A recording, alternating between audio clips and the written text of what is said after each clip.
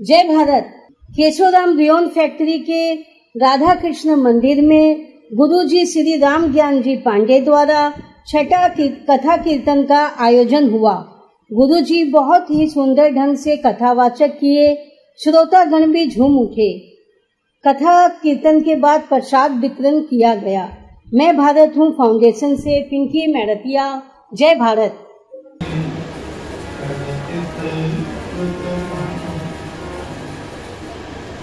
रामस्य भक्तं करो पवनात्मजं विप्रावतं शमकर गुणज्ञानरूपं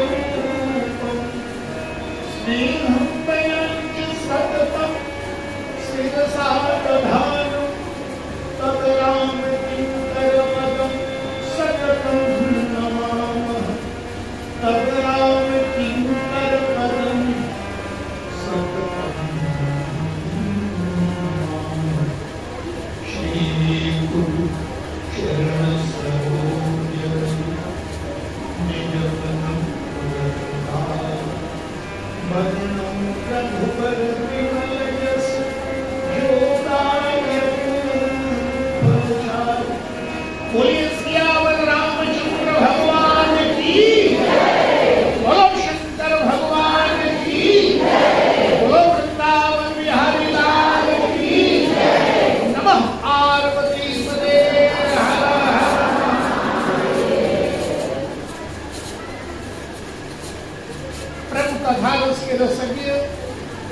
समस्त श्रद्धालु श्रोतागण बंधु भक्तों,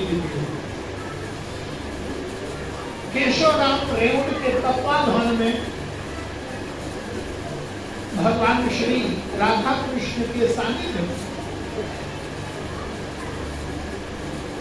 2023 का यह 7 दिवसीय ज्ञान यज्ञ आज इसका छठा दिन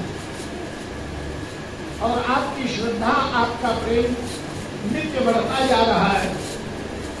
खास करके देवी लोगों का जो बड़ी श्रद्धा और रुचि से इस कथा में सम्मिलित होकर अपनी श्रद्धा अर्पण कर रही है। श्रावण का महीना भगवान की कथा का आयोजन क्यों होता है? श्री बिरला जी के द्वारा प्रत्येक प्रतिष्ठान में जितने भी उनके प्रतिष्ठान हैं, यहाँ तक कि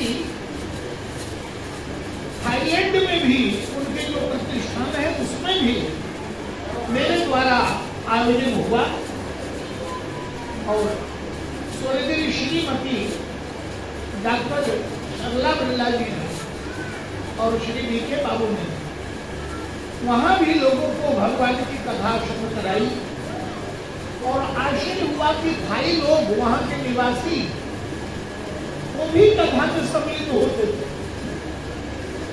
और प्रतिवर्ष सन 80 से यह कार्यक्रम चल रहा है और आप लोगों का प्रेम श्रद्धा उसी प्रकार से बढ़ रही। आइए श्रावण के महीने में कथा सुनने का क्या फल है आपको बता दूं।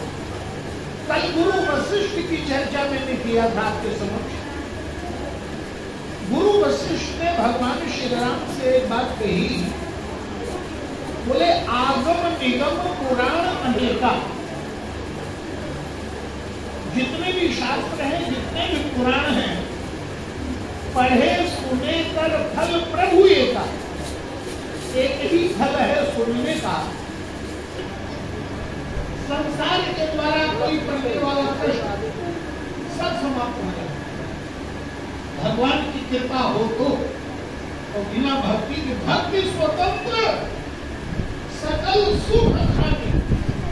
भक्ति स्वतंत्र है, किसी के बस में नहीं है और सब सुखों की खदान है, पर मिलेगी कैसे? बोले बिना सत्संग न पावे प्राणी। बिना सत्संग भक्ति नहीं मिलती और भक्ति बिना भगवान की नहीं मिलती। इसलिए काल घुसुंडी जी से भगवान ने कहा, बोले काल घुसुंडी तुम्हारे ऊपर पर प्रसन्न हो। अच्छा, मालिक यदि प्रसन्न हो जाए तो कुछ न कुछ देता है, इनाम देता है। प्रसन्न हो जाए वो दे।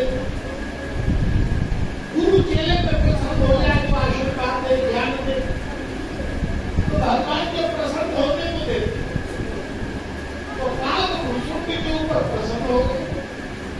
क्या बोले? बोले काग भुसुंडी बाबूबर, काग भुसुंडी बाबूबर अति प्रसन्न मोहिरान। मैं अत्यंत प्रसन्न हूँ। क्या देवी महाराज? बोले आदिमादित श्री आवर निधि मोक्ष सकल सुखदान। मोक्ष दे दूं, सब सुखों की खदान जो है वो दे दूं, अनुवादिक सिद्धियां दे दूं। अनुवादिक सिद्धियां महात्माओं के पास होती है।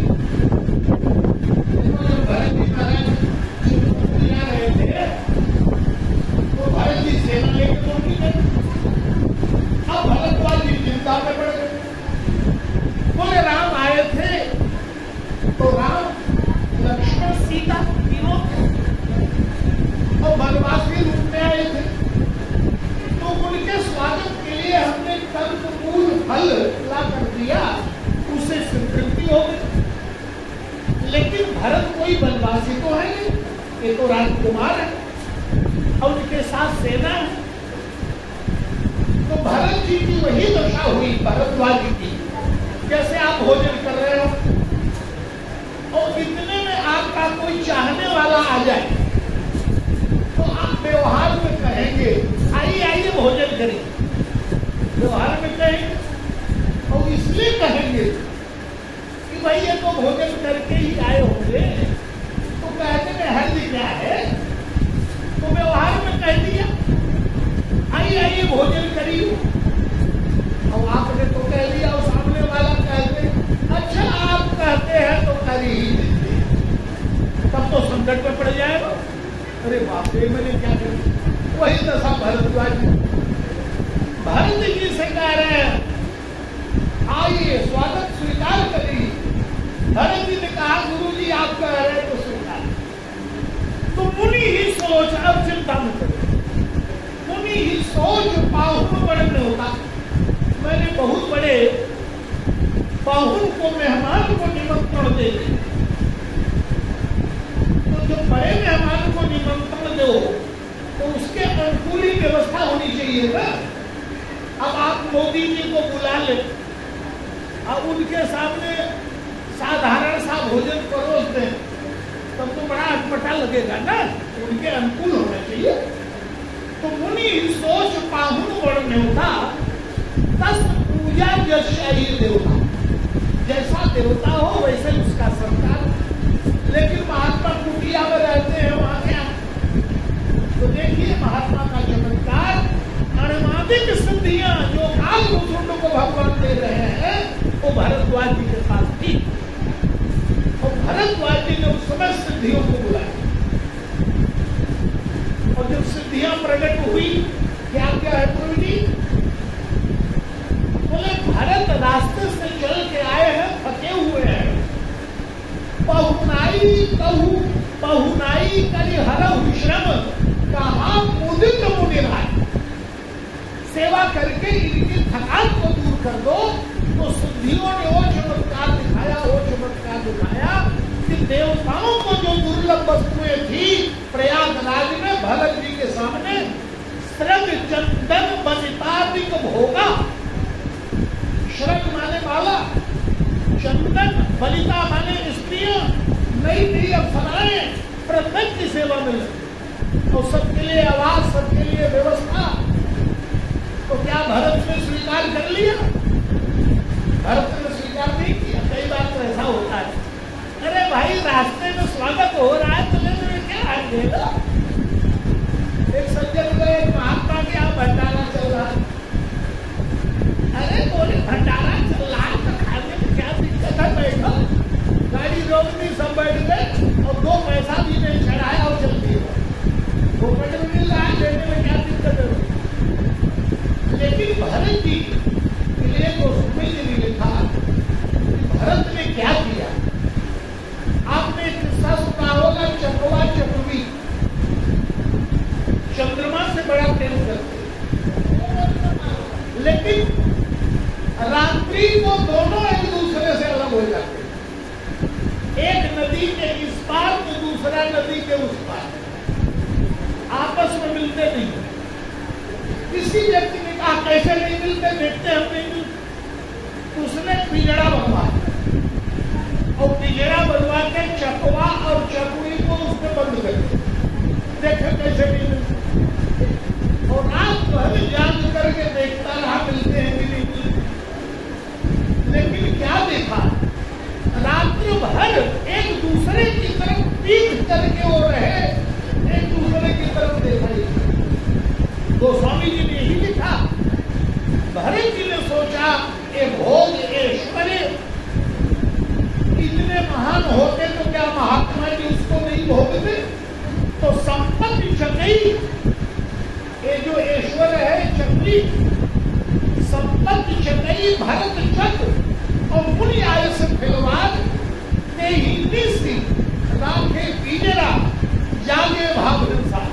सवेरा हो गया, भारत ने स्वीकार किया। तो मैंने कहने का मतलब अनुमानिक सिद्धियां जो चाहो सो भगवान की कृपा से होता।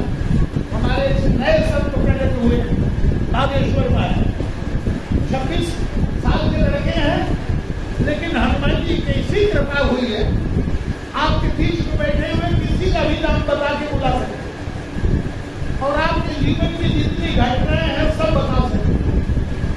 कृपा है, सिद्धियां मिल जाती और यही पर कृपा करें, उनकी मर्जी है किसको दे किसको नहीं, ये तो उनकी इच्छा पर निर्भर है।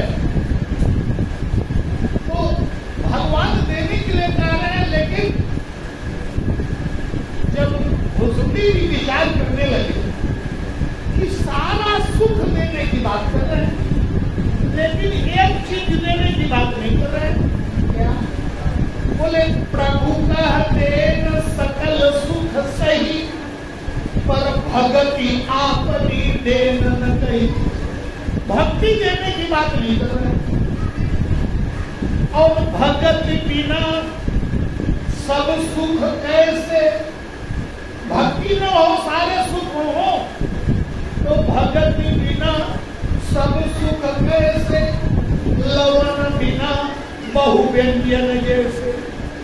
56 प्रकार का भोजन बना के तैयार किया, बड़े उच्च कोट के मसालों का प्रयोग किया गया, बड़े ऊंचे कारीगरों के द्वारा वो व्यंजन भोजन बनाया गया, लेकिन जब परोसा गया तो भोजन में नमक ही नहीं था। अब बताओ वो भोजन खाने में कैसा लगेगा। बोले लवण बिना नमक के जैसे भोजन स्वाद रहित होता है, वैसे भक्ति के बिना सारा जीवन स्वाद रहित हो जाता है। संपत्ति ऐश्वर्य से इसका कोई मतलब नहीं। सुख अलग चीज।